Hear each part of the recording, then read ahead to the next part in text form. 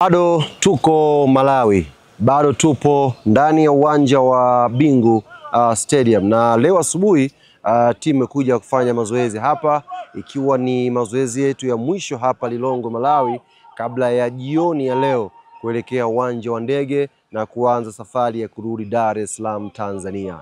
Tayari tumeshatangaza viingilio vya mchezo marudiano utakaopigwa Benjamin Mkapa saa 11 kamili jioni kule nyumbani Tanzania. Mzunguko ni shilingi 5,000, VIPC ni shilingi 10,000, VIPB ni shilingi 20,000 na VIPA ni shilingi 30,000. Kwa nini nimekuambia kuhusu viingilio?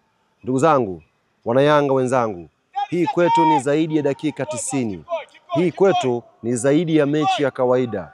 Hii ni mechi ambayo inabidi tuichukue timu yetu, tukaipambanie timu yetu, tuipeleke kwenye hatua ya makundi ya CAF Champions League msimu huu.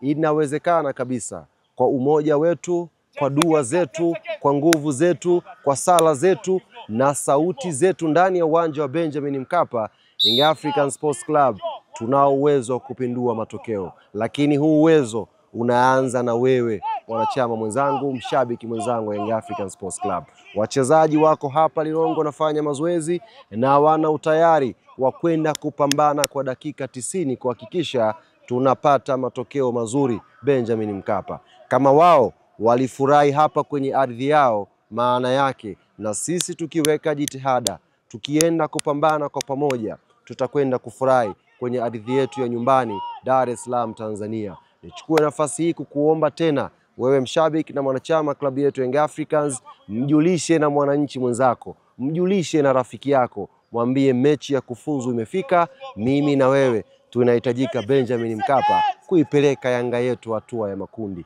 Insha Allah, panapo kheri za Mwenyezi Mungu, tuonane kwa Mkapa wananchi, mechi ya kufuzu, alafu tunakwenda kupambana tufuzu kwenye hatua ya makundi.